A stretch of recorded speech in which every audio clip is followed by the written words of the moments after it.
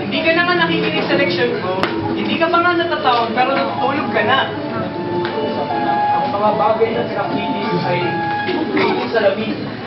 Ito ay maaari maging sa laging kristal o metal. Kung bibigyan kita na isang pinutol na kahoy, sabihin natin ang kabagong na pinakinis at nilagyan ng barnis. O kaya ang marmol na pinakinis at nilagyan din ng itim.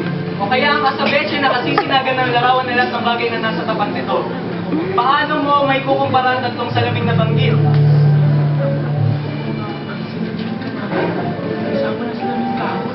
Ang salaming kabagong ay kasama ng salaming kahoy. Ang kahoy ay mga punong kahoy katulad ng santol at mangga. Anong pinagsasasabi mo? Mali yan po! Ala, Juanito, ikaw sumagot ng tanong ko. Alright, ikaw, hindi ka na nakikinig sa klase ko, nag-iingay ka pa. Anong pangalan mo?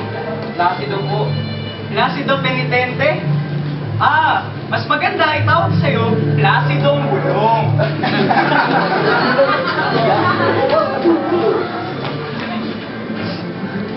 Di ba 15 na ang iyong liban? Isa na lang, at magbabakasyon ka na habang buhay. Pero, apat na araw pala mga aking liban. Hindi mo ba alam na isang liban ay katumbas nun 5? Kung lalagyan niyo po ng guhit ang pangalan ko, dahil hindi ko alam ang leksyon niyo, eh dapat tanggalin niyo yung guhit ang pangalan ko, dahil hindi ako nagdalo sa klase ngayon. Hindi.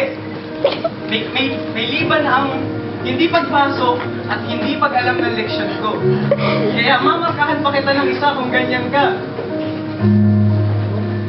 Tama na, padre. Bigyan niyo lahat ng X na gusto niyo.